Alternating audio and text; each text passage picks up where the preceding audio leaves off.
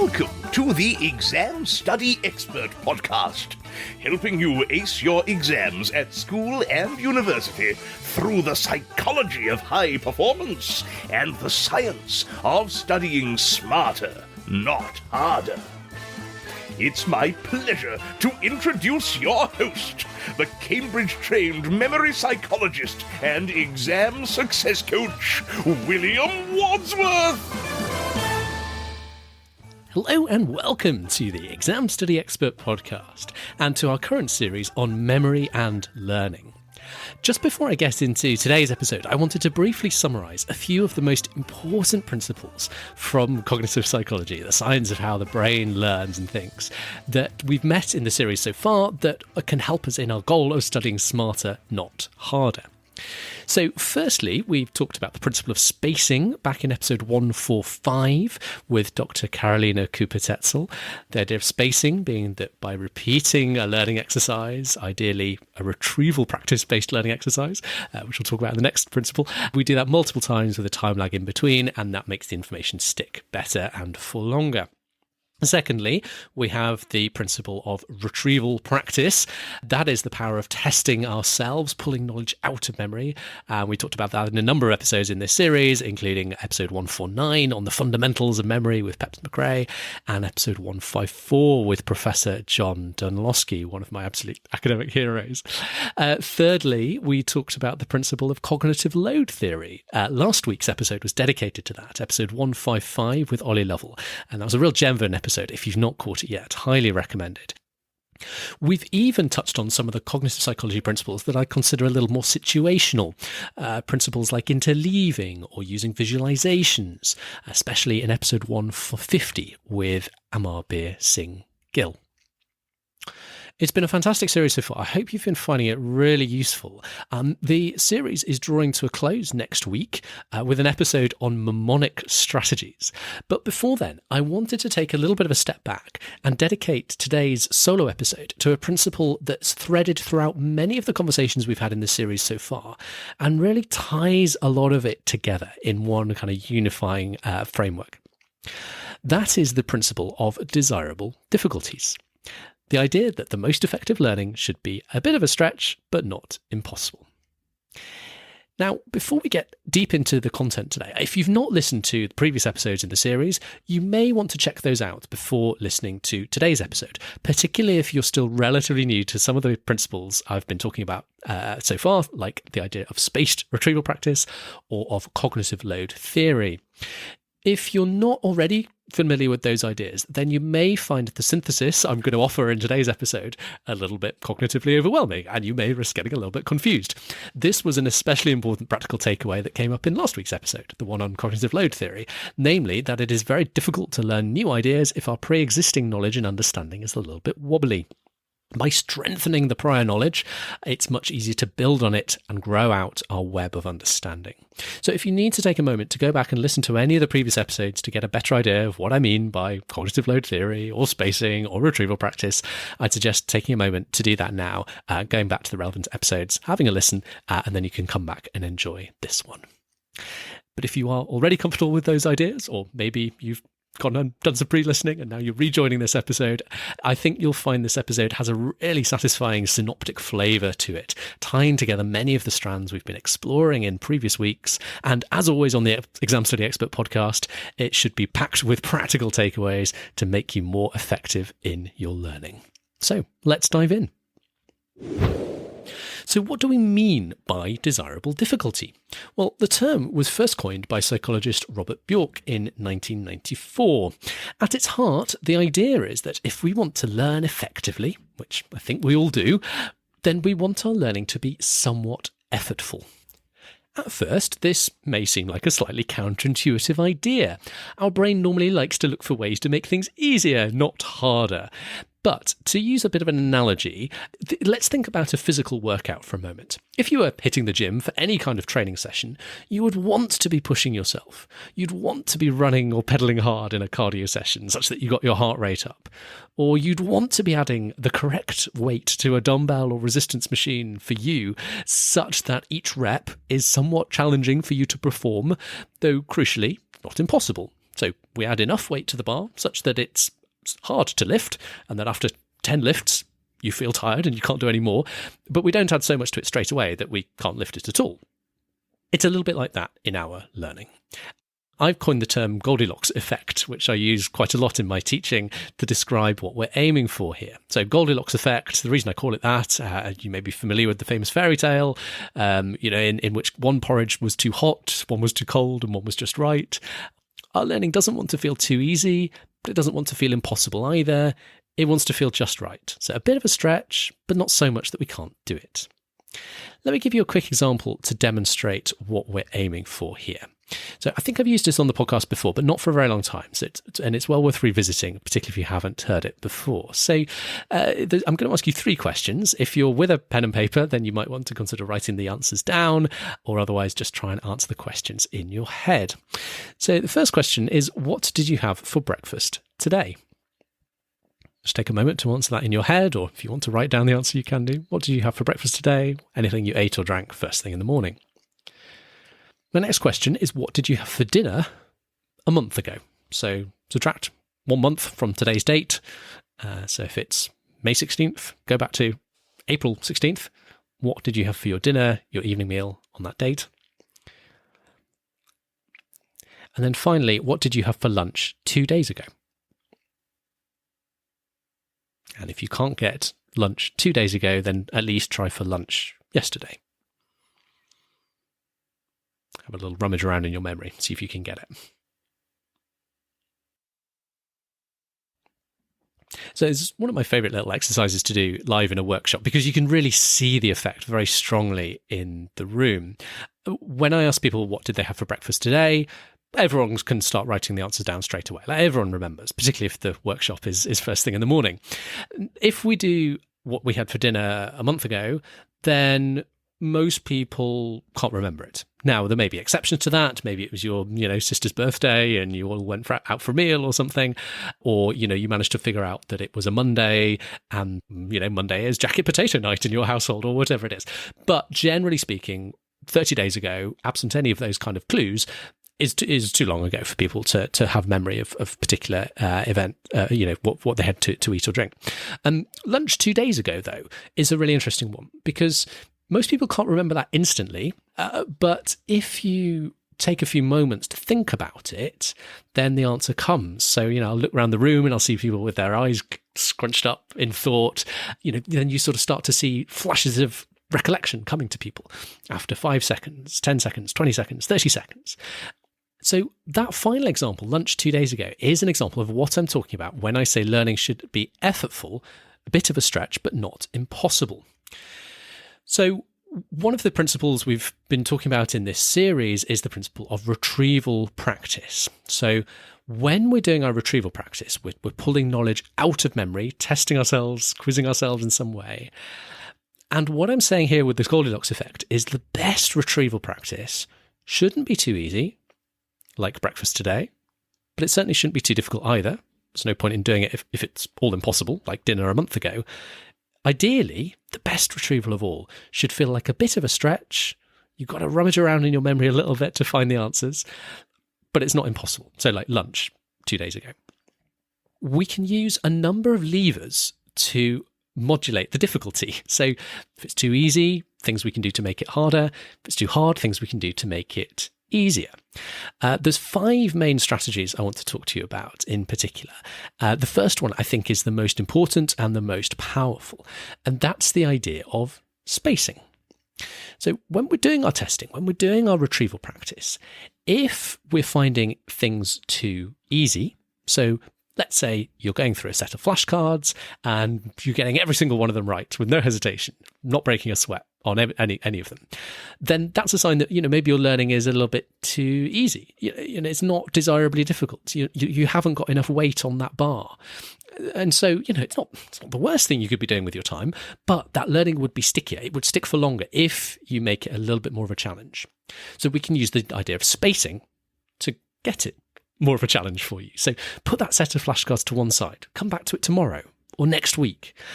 Give it a little bit of time. Let that memory start to fade a little bit. such that when you then come back to that set of flashcards, now it feels like a stretch. Now it feels like a challenge to recall it. So if it's too easy to recall, leave a longer time gap to make it a bit more of a challenge. On the other end of the spectrum, if it's too difficult, so you're going through a set of flashcards and you can't remember any of them, then we want to increase the number of spaced repetitions we're doing. So, okay, don't worry, just do your best on that set of flashcards for now, but make a note to yourself that whatever kind of spacing ritual you're using, maybe we want to do more rounds of spaced repetitions to help that information to stick. If you only had one strategy for making your learning easier or harder, the spacing would be definitely the one I would want you to know about. Again, if you're finding your learning too easy, leave a longer time gap, space more. If you're finding your learning too hard, leave a shorter time gap, space less. So that's a really powerful one to start with. And if you want to have a little bit of a deeper dive into the world of spaced learning, check out episode 145 back at the start of this series with Dr. Carolina Cooper-Tetzel, one of the founders of the Learning Scientists Project. The second lever I wanted to talk to you about is the idea of quantity retrieved. So let's go back to that example of a set of flashcards again. And let's say you've got a flashcard that is maybe a long definition or a long quotation, something of that nature, something that's quite difficult to recall in its entirety. The solution I would suggest to this, and it's not particularly revolutionary, is to break it up. So if you can't remember that whole definition or that whole quote all in one go, then break it up. Let's take one sentence at a time. First sentence, look at it. Try and write it out from memory straight away. Look at the second sentence. Do the same thing with that. Then look at the third sentence. Try and write that out from memory straight away. And then try and take all three together and try and write them all out from memory straight away. All three of them. So break it up and then gradually build it up again. You may need to do this with a big formula. So maybe you've got a really long, complex physics formula with many, many elements to it. Maybe you just need to practice recalling one chunk, then another chunk, then a different chunk, then a different chunk, and then put it all together. There was a nice example of quantity retrieved way back in episode 5 with Mr. Sellers, the slightly awesome English teacher, talking about how he suggests learning quotations. And he talked about various strategies, but all of which were kind of quite nice. One of which is quite relevant to what I'm saying here, though, in that he talked about giving yourself little clues or little cues. So, for example, if you're trying to learn, the famous Shakespeare quote, to be or not to be, you might have an intermediate step, and you can't remember the whole thing all at once. You might have an intermediate step where you just write out the first letters of each word. So that kind of gives you a little bit of a clue. So you have the first letters to give you that clue, and then you just have to remember how to complete each word. It's like a fill-in-the-blank type situation, and you've got to kind of remember just how to complete each word when you've got the start of the word. So kind of making it a little bit easier. You don't have to retrieve the whole word, you just have to retrieve how it completes.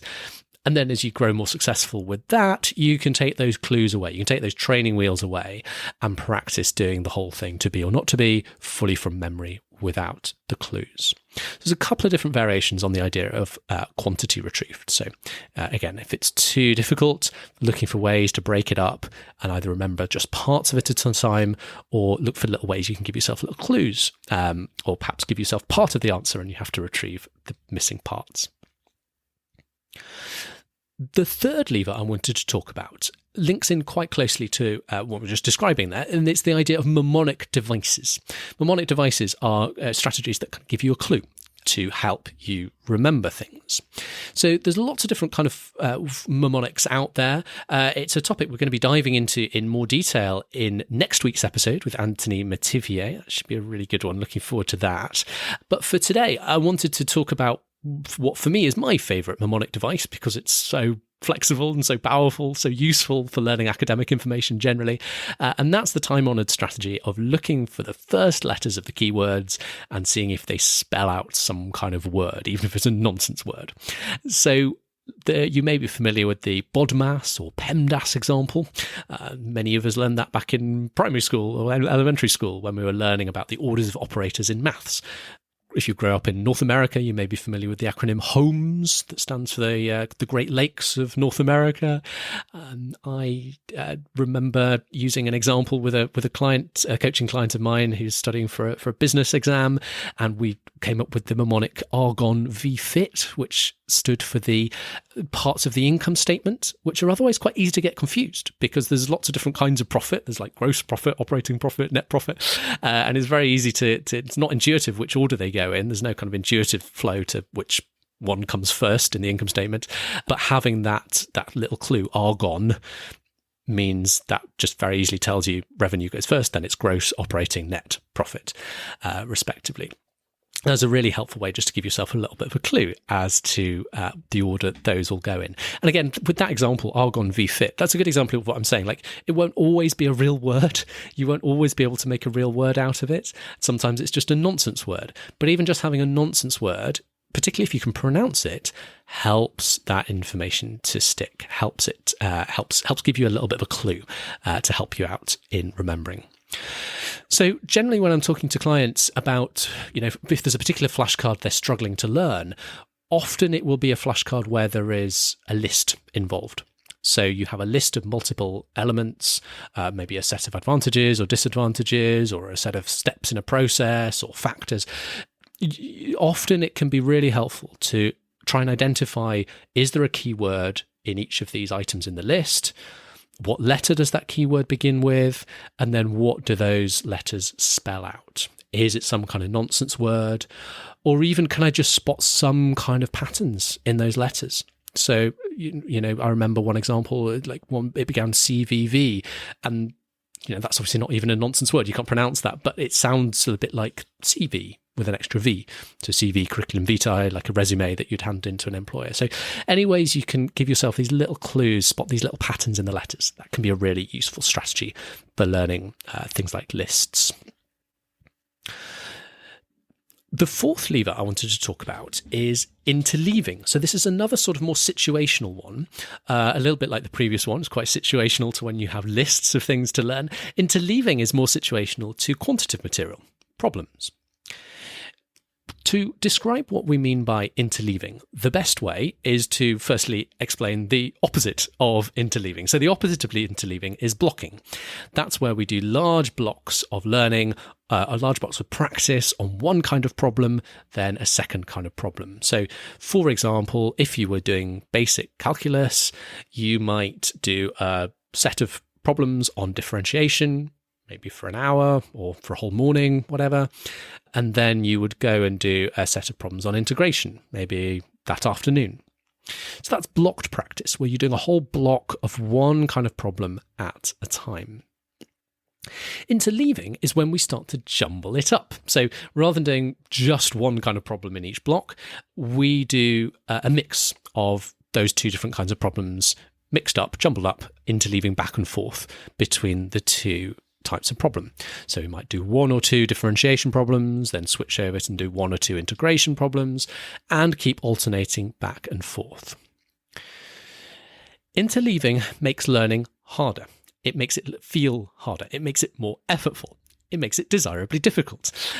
Because you have to constantly, every time you flip back to integration, having done some differentiation, you have to ask yourself, how does integration work? What's the recipe? What's the method for integration?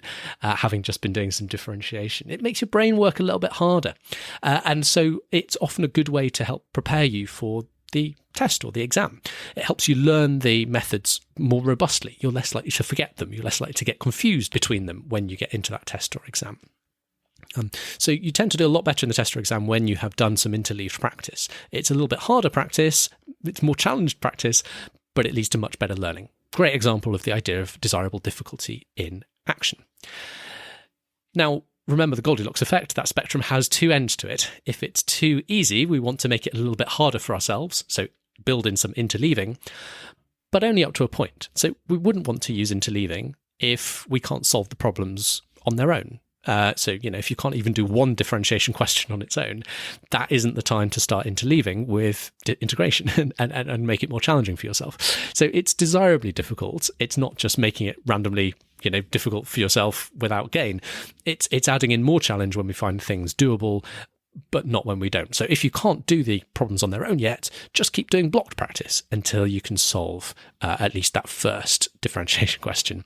And then once you start to feel confident solving differentiation questions on their own, then we can bring in some interleaving.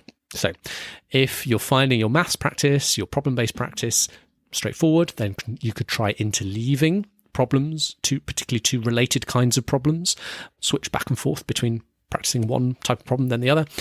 But if you're finding the material difficult, go back to blocking and do blocked practice of just one kind of problem at a time until you can solve them and then move on to the interleaving. To finish with, number 5, the fifth idea I wanted to share with you today is about applying strategies from the world of cognitive load theory. And this one applies particularly when you're trying to learn new material, but haven't really kind of got your head around it yet. You know the feeling when you're lost or confused or a little bit stuck, and hence you'd be over on that right-hand side of the spectrum, where your learning is harder than we want it to be. So we can use ideas from cognitive load theory to help make things a little simpler, so we can get our head around the complex material and make progress on it. We introduced the powerful principle of cognitive load theory in last week's episode with Ollie Lovell. But in brief, cognitive load theory refers to the idea that you can think of it like our thinking capacity is limited by virtue of our working memory having limited capacity to hold on to only so many different elements at once.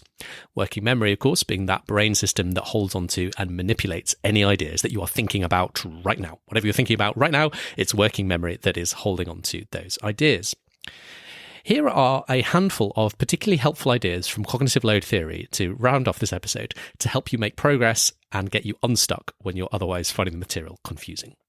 So firstly, you might start with a distractions audit. Check that there's nothing distracting you and contributing unhelpfully to working memory load. So check your phone is off. If there's background noise, you might stick on some white noise in your headphones to dampen it out. If you're listening to some quite distracting music, you might turn that music off. Or if you're simply overwhelmed and your mind is buzzing with a million things that you have to do, maybe just spend a minute to write them all out, get a bit of a plan together. Then check you are comfortable with all the key information, concepts, terminology, and so on that your current new learning assumes you're familiar with. Pre-learn the key ideas to help make the current learning much more straightforward. You might consider making a simple set of flashcards if there are key terms or concepts that you're not familiar with, or even if you kind of have a little bit of an understanding of them, if you're having to think quite hard to really understand what that term or idea means when the text refers to it, that's going to really hamper your new understanding. So yeah, just make sure you've memorized and really internalized those key ideas that the text is relying on, and then watch when you come back to the text, having done that prior learning, that kind of prerequisite learning, watch how much easier that text becomes to understand when you properly understand that prerequisite knowledge. Next, ask yourself whether you can split that task into sub-steps. So Ollie gave an example last week about his maths flowchart, which I really liked, where you start by examining the worked example closely, then try and redo that very worked example for yourself, and so on. Another example of this principle might be in a written assignment. Your baby sub-step might be starting by writing out all the ideas you've got for your essay on post-it notes, not worrying about the order or structure at that stage, and then you do a second stage where you group together the related ideas together in related parts of the wall, put those sticky notes on the wall and put related ideas together, and then you start to decide on the order in which you'll tackle those groups of related ideas in your final structure. And then final idea, check if there's an offload strategy that might help. So is there a way you can offload some of the processing from your brain and thereby externalize it so your brain's not having to do quite as much thinking? So examples include using a calculator rather than doing mental maths, or the general strategy of can you write stuff down rather than having ideas floating around in your head? In effect, using paper to extend your brain capacity, which is an idea we'll pick up a little later in the year on the podcast in an episode I've got coming for you on the power of note making with George Arango. It's quite an interesting episode. That'll be coming a little later down the line later this year. Now, there's lots more from the world of cognitive load theory, so if you're new to the idea and haven't already taken a look at last week's episode with Ollie Lovell, do check that one out. Really interesting episode. Lots in that for you. A bonus idea on being stuck that's not related to cognitive load theory. So if you're not making the progress you want, an important thing to remember is the option to seek help. This may be as simple as looking for an alternative explanation, for example, on YouTube or Khan Academy, or maybe reaching out to your teacher or tutor. And with that, we are at the end of our 5 ideas for today. I hope there have been some useful nuggets in this episode for you. I'm going to briefly recap those 5 main ideas from today in just a moment. But before I do, I mentioned the idea of seeking help. So it felt like quite a relevant moment to mention that if you yourself would like help from me in mastering your study strategy, in preparing for your exams and assignments, it would be my pleasure to serve you as your study success coach and mentor. I have helped many, many hundreds of students from all around the world, ranging from school students taking major public exams and standardized tests, through to university and college students, through to professionals taking tough exams as part of their careers, often in finance or medicine. The majority of clients started out as podcast listeners. So if you yourself are finding this show helpful, just imagine the power of being able to talk to me one-on-one and get access to my vast wisdom on studying smarter and acing your exams and assignments. Only rather than the kind of general advice that you get through the podcast, it's all tightly tailored to your unique circumstances, preferences, and challenges. And you get the added benefit of my kind of perspective and reassurance from talking to me. And people just often find, even without the practical strategies, they just feel better after having a chat, and it really boosts their mood and motivation. I've had a couple of recent clients, I think it's worth highlighting, who've been listening to the show for years, have listened to every episode multiple times, and there was still scope that we found for like a complete overhaul and transformation of their approach to productivity, learning strategy, and their mindset for approaching their studies and their exams.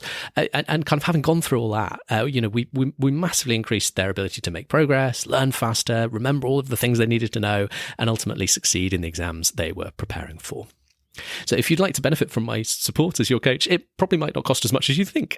You can learn more and book a free consultation at examstudyexpert.com/coaching. And just a quick note, if you're a school leader, you may also be interested to know that I am available to work with your students directly in person here in your school in my native country of England, or I'm also happy to work anywhere in the world by Zoom. I'm an immensely experienced workshop leader for study skills and revision technique, and I focus on delivering incredible impacts on your learners' study habits, even in relatively limited time with them, helping them unlock their academic potential the smart way. More information about what I can do for your school at examstudyexpert.com/workshops. So thank you once again for listening to today's episode on desirably difficult learning. Remember, for the best learning, it should feel a little challenging, but not impossible. So if it's too easy, space more, retrieve a larger amount of information at once, or for quantitative material, add in some interleaving. Or if it's too challenging, space less, retrieve a smaller quantity of information, consider adding in mnemonic devices, or go back to blocking rather than interleaving with quantitative material. And then finally, use strategies inspired by cognitive load theory when you're struggling to get your head around new topics if you're otherwise confused by them. For example, reduce distractions, pre-learn any necessary concepts or terminology, split the task into sub-steps, and check if there's an offload strategy that could help you.